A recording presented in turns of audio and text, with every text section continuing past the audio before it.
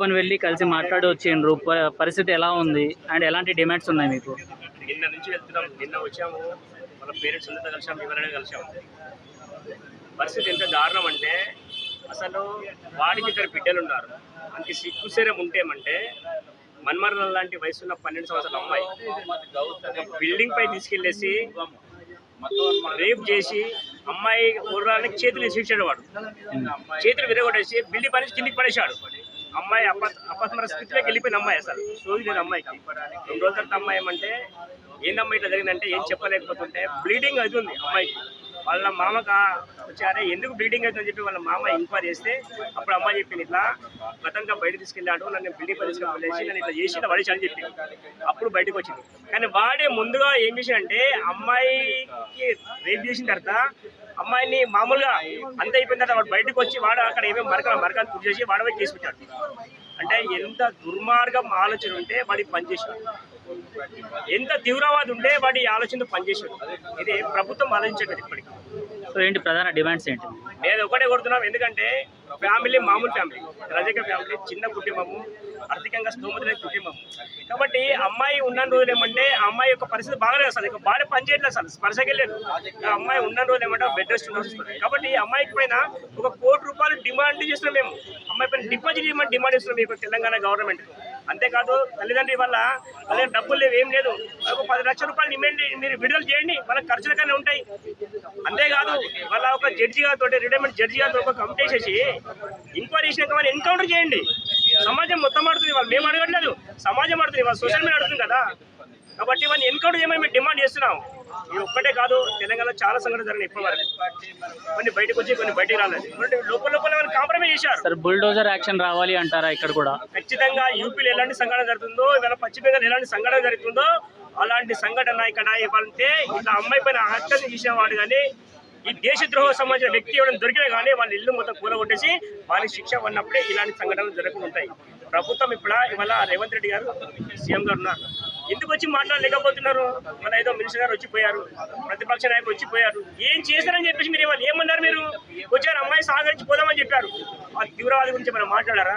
మన పని ఇలాంటి యాక్సిడెంట్స్ మాట్లాడారా? మాట్లాడలేకపోయారు. అంటే వీళ్ళకి అందరికి ఒకటి అవసరం, హిందువుల ప్రాణాలు కావు. వాళ్ళు చచ్చిపోయిన పర్లేదు, ఏదో పర్లేదు, కానీ ఓట్లు మాత్రం ఎవరు అంటే ముస్లింసే కాబట్టి వాళ్ళకి అనుకూలంగా మాట్లాడతారు. ఈ మెంటాలిటీ ఏమంటే రాజకీయ నాయకులతో ఈ మెంటాలిటీ మారకపోతే హిందూ సమాజాన్ని వీళ్ళందరూ బట్టల్లో కొడతారని చెప్పేసి వాళ్ళ తెలియజేస్తున్నాను. సమాజంలో ఆగ్రహం ఉంది, మొత్తం అందరూ ఆలోచిస్తున్నారు. వల్ల సమాజం చైతన్యవంతమైంది కాబట్టి వీళ్ళకు చుక్కలు చూపిన వచ్చే రోజులు కూడా హెచ్చరిక ఇస్తుంది ప్రభుత్వానికి. కాబట్టి తొందరగా ఏమంటే మా యొక్క డిమాండ్ ఏమంటే తొందరగా రిటైర్డ్ జడ్జి గారితో కమిటీ వేసి వాళ్ళు ఎన్కౌంటర్ చేయమని డిమాండ్ చేస్తున్నారు. రజక సమాజానికి సంబంధించిన ఆడబిడ్డని కిరాతకంగా వాడు ఎవరైతే మతం మాధులు ఎవరైతే ఉన్నారో వారు విచక్షణంగా ఆమె మీద ఆకృత్యాలు చేసి చెప్పలేని విషయం అది. అటువంటి విషయానికి ఏదైతే న్యాయం చేయకపోతే వాళ్లకు ఈ ప్రభుత్వం న్యాయం చేయకపోతే మాత్రం మేము ఊరుకునేది లేదు. యావత్ భారతీయ జనతా పార్టీ బీసీ బిడ్డలందరూ కూడా కలిగి రావడం జరుగుతుంది. మరి ఆ పాపకు ఏదైతే కింది నుంచి డాక్టర్ నడితే కింద పార్టీ నుంచి మొత్తం కూడా పనికి రాకుండా ఆమె నడవలేని పరిస్థితి, ఆమె బతికినా కూడా జీవోత్సవం లాగా బతకాల్సి వస్తుంది. మరి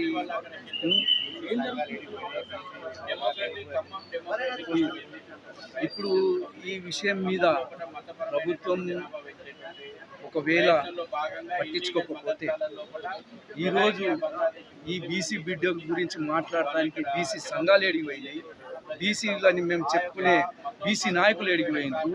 ఒక బీసీ బిడ్డకు ఇంత అన్యాయం జరిగితే యావత్ భారతదేశంలో తెలంగాణలో మేం బీసీలం అని చెప్పుకునే నాయకులు ఎక్కడ పోయిండ్రు? ఒక రజక బిడ్డను వాళ్ళు ఇటువంటి ఎట్లయితే జీవస్వంలా చేసిండ్రో ఆ బిడ్డను కన్నుకోవడానికి చూడడానికి కూడా ఇష్టపడని ఈ బీసీలు ఎందుకు మనకు?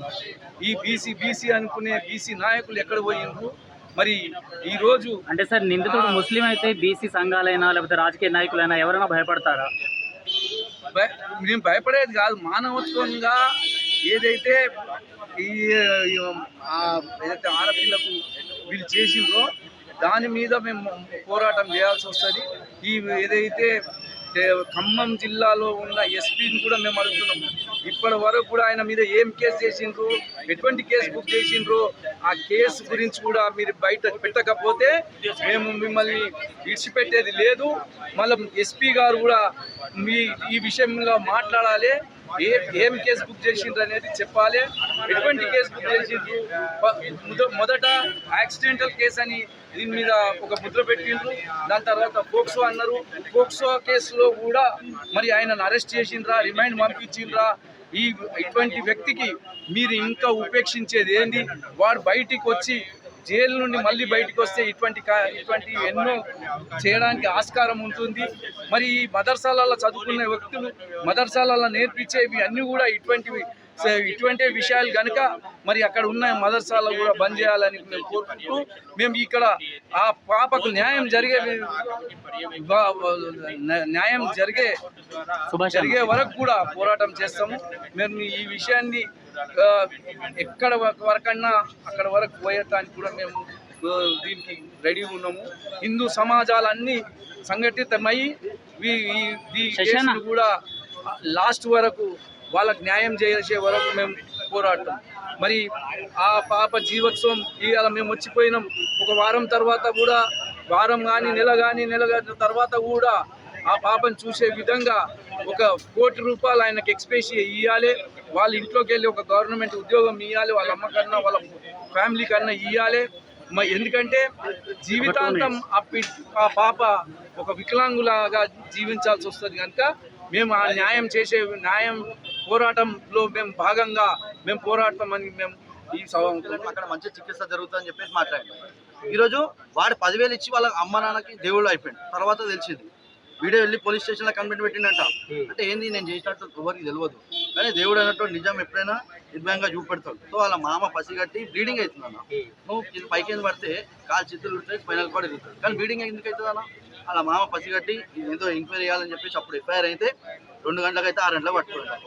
అంటే చూడన్నా వాడు చేసి ఎంత ధైర్యంగా పోలీస్ కేసు పెట్టడం వాడే పెట్టిండు. 10,000 ఇచ్చి ఏదో మంచి పేరు తెచ్చుకోదాం అనుకుంటు, కానీ ఏమైందన్న లాస్ట్కి నేను అయితే ఒకటే చెప్తున్నా, ఎందుకు ఇట్లా హిందూ అమ్మాయిలను టార్గెట్ చేసి ఇట్లా చేస్తున్నారు అనుకో. హిందూ అమ్మాయిలను ఎందుకు టార్గెట్ చేస్తున్నారు అంటే అన్న, అలా ఒక పైచాచిక ఆనందం వస్తుంది అన్న. ఎట్లాంటి పైచాచిక ఆనందం అంటే వాళ్ళ దాంట్లో ఉందన్న, గైర్ ముసల్మాన్కు అత్యాచార కర్ణ, గైర్ ముసల్మాన్కు మారనా, గైర్ ముసల్మాన్కు ఓడినా, ఇదే వాళ్ళ దాంట్లో ఉందన్నమాట. సో నేనైతే ఒకటే చెప్తున్నా, హిందువులతో జాగ్రత్త ఉండండి. మీ పిల్లల్ని ఎవరి దగ్గరికి పంపిస్తారు, దుకాణాలకు కూడా పంపండి, మీ దగ్గర దుకాణాలకు కూడా పంపకండి. మీరు ఎక్కడైతే వాళ్ళ మెజారిటీ ఏరియాలు ఉంటారో, ఓల్డ్ సిటీలో కానీ ఎక్కడైనా సరే మెజారిటీ మీ పిల్లలు ఆడపిల్లల్ని దుకాణాలకు పంపకండి. ఒకవేళ కాలేజీలకు పంపితే వాళ్ళకి సెక్యూరిటీ ఇచ్చి పంపండి మీ పేరెంట్స్ తోటి. ఎందుకంటే ఈరోజు చూడండి ఏ విధంగా అత్యాచారాలు జరుగుతున్నాయి అనేది. ఆడు తీపి మాటలు కాదు, డైరెక్ట్ ఫోర్స్ఫుల్గా అత్యాచారం చేస్తున్నాడు. తీపి మాటలు చెప్పేసి అనేది విందాం, ఫోర్స్ఫుల్గా ఏ విధంగా చేస్తున్నా అనేది ఈరోజు మనకు అర్థమవుతుంది. నేనైతే ఒకటే చెప్పాలనుకుంటున్నా, హిందూ పేరెంట్స్కి అందరికీ, మీరు మీ ఆడపిల్లల మీద దృష్టి పెట్టండి. లవ్ జిహాద్ పేరు మీద ఈరోజు ఎందరో హిందూ అమ్మాయిలను టార్గెట్ చేసి వాళ్ళు ప్రాణాలు తీసుకుంటారు. కేవలం పిల్లలుగానే మిషన్ లాగా వాడుకుంటారు వాళ్ళ సంఖ్య పెంచుకోనికి. దయచేసి నేను హిందూ పేరెంట్స్కి అందరికీ ఒకటే రిక్వెస్ట్ చేస్తున్నా, ఈరోజు మన పిల్లల్ని మనమే కాపాడుకోవాలి. హిందూ ముస్లిం భాయిచారా వదిలేసేయండి. గంగా జమున తైజిబండ్ అంటారు కదా, అవన్నీ ఫేక్. కేవలం వాళ్ళ మటుకు ఇప్పుడైతే ఏదైనా చిన్న పని చేయగానే గంగా జమున తైజిబ్ అంటారు. ఎన్ని అత్యాచారాలు చేస్తున్నారు. మరి ఎక్కడ పోయింది రాబోయే గంగా జమున తైజిబ్? ఎక్కడ పోయినాడు అసౌద్దీన్ ఓవైసీ గాడు? ఎక్కడ పోయినాడు? ఇంకా పెద్ద లీడర్లు ఉంటారు కదా ముస్లిం లీడర్స్, ఎక్కడ పోయారు? అదే ఒకవేళ ఒక ముస్లిం అమ్మాయికి కానీ ఏమైనా అయితే మనం మానవత్వం చూపెడతాం.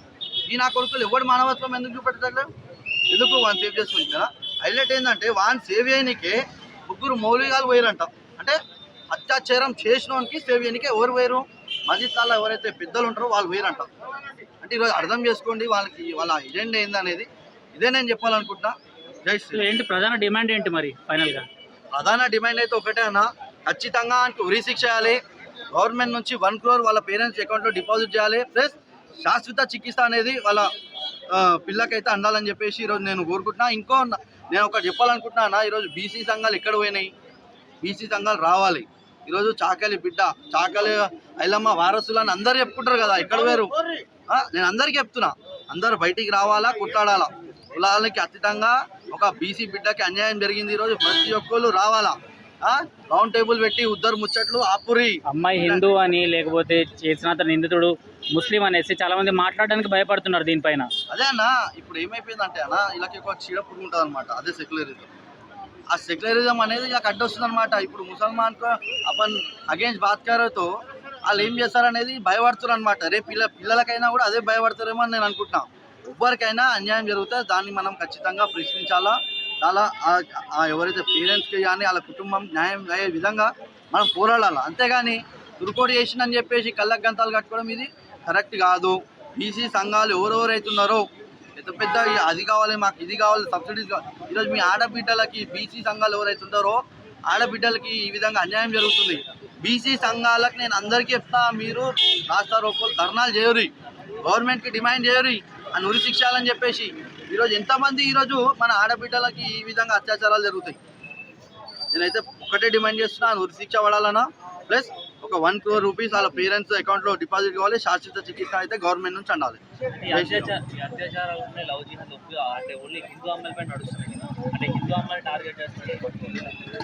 పక్కానా హిందూ అమ్మాయిలనే టార్గెట్ చేస్తారు బరాబరు. ఎందుకు టార్గెట్ చేస్తారు అంటే వాళ్ళకి లవ్ జిహాద్ చేస్తే ఒక ఎస్సీ అమ్మాయికి ఇంత అమౌంట్ ఫిక్స్ చేస్తారు, బీసీ అమ్మాయికి ఇంత అమౌంట్ ఫిక్స్ చేస్తారు, ఒకవేళ ఓసీ బ్రాహ్మణ అమ్మాయి ఉంటే ఇంత అమౌంట్ ఫిక్స్ చేస్తారు.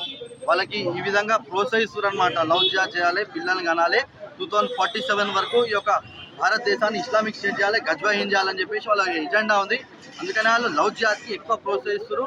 హిందూ అమ్మాయిలని టార్గెట్ చేసి వాళ్ళ పిల్లలుగానే మిషన్గా ఈ విధంగా చేసి వాళ్ళ ఆపాది పెంచుకుంటారు. సో ఇదే అన్న లవ్ జిహాద్ ముఖ్య ఎజెండా వాళ్ళకి. అర్థమే, హిందువుల మీద బురద చల్లాల సనాతన ధర్మం. ఒక హిందూ చేసినా తప్పే, మేము శిక్షించాలని చెప్పినాం, ఆ రోజు చెప్తున్నాం, ఈరోజు కూడా శిక్షించాలా, చట్టపరంగా ఏముంటుందో చేయాలా. ఈరోజు కూడా మనం ఏదో చెప్తున్నాం, కానీ మేము అప్పుడు కూడా శిక్షించామని చెప్పినాం. ఇప్పుడు మీరు మాత్రం ఆ రోజు శిక్షించామన్నారు, కానీ ఈరోజు ఒక ముస్లిం అతడు చేస్తే మాత్రం ఎవ్వరు బయటికి రాక ఇదే దురదృష్టం అని చెప్పేసి అనుకోవచ్చు. ప్రజలందరినీ గమనిస్తారు ఎవరెవరు ఏంది అనేది.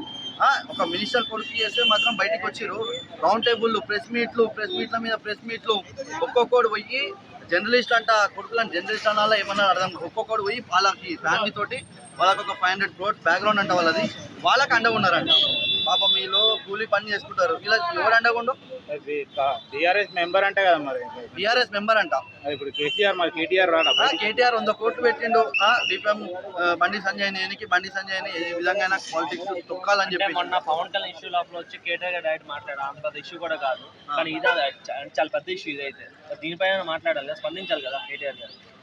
కేటీఆర్ మాట్లాడాడు, కేటీఆర్ మాట్లాడితే మైనార్టీ ఓట్స్ పడవు కదా. ఒకవేళ ఈ ఇష్యూకి సపోర్ట్ చేసే కేటీఆర్ అన్నట్టు ఎట్లా అంటే, ఇప్పుడు ఆయన పక్కనే ఒకడు, వాని పేరు సల్మాన్ హెచ్వైసీ అని చెప్పి, వాడు పోక్సో కేసు, వానికి కండ వేసి జాయిన్ చేసుకుండు.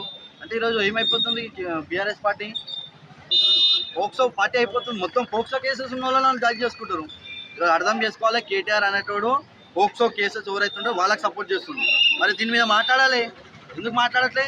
మొన్న బండి సంజయ్ కొడుకు తప్పు చేస్తే బండి సంజయ్ అని రాజీనామా అని చెప్పాను. మరి మీ బీఆర్ఎస్ కార్యకర్త ఈరోజు తప్పు చేసిండు, ఈ విధంగా అత్యాచారం చేసిండు. మరి మీ పార్టీలో ఎవరైతే ఎమ్మెల్యేలు ఉన్నారో, నువ్వు కానీ మీ హరీష్ రావు కానీ రాజీనామా చేస్తారా? ఆ రోజు మాట్లాడినాడు. ఇంకోటి బీఆర్ఎస్లో మహిళలు ఎక్కడ పోయారమ్మా, ఎక్కడ పోయారు? ఓ పెద్ద అల్చల్ చేసారు కదా, అది ఆడికి ఉంది కేసు, అయినా కూడా అల్చల్ చేసారు. ఈ అమ్మాయికి ఒకసారి మీరు రాండి, కళ్ళకి నీళ్ళు వస్తాయి. వాళ్ళకి నేను ఒకటే చెప్తున్నా, రాండి, బీఆర్ఎస్ మహిళలు ఎవరెవరు అవుతున్నారో బయటికి రాండి, మీకు తెలుస్తుంది ఈ విధంగా ఉంది అమ్మాయి పరిస్థితి. కేవలం పాలిటిక్సే, ఇలా మైండ్ సెట్ పాలిటిక్స్. ఉద్యోగాలు చేస్తే రాజకీయం. ఈ అమ్మాయిల రాజకీయం లేదు కదా, చేసిన తుర్కోడు కాబట్టి రాజకీయం ఇంకా ఉండదు. వాళ్ళు రాజకీయం చేసినా తుర్కోలు ఓట్లు పడదు. మైనార్టీ అప్లీస్మెంట్ పాలిటిక్స్ అంటారు దీన్నే. ఎక్కడైనా సరే వాళ్ళు మాట్లాడాలన్నా, ఇంకోటి చాలామంది ఉన్నారు చెప్పాలంటే, లెఫ్ట్ వింగ్ సంబంధించిన వాళ్ళు మాట్లాడాలన్నా డబ్బే, మాట్లాడకపోయినా డబ్బే. అర్థమైందా?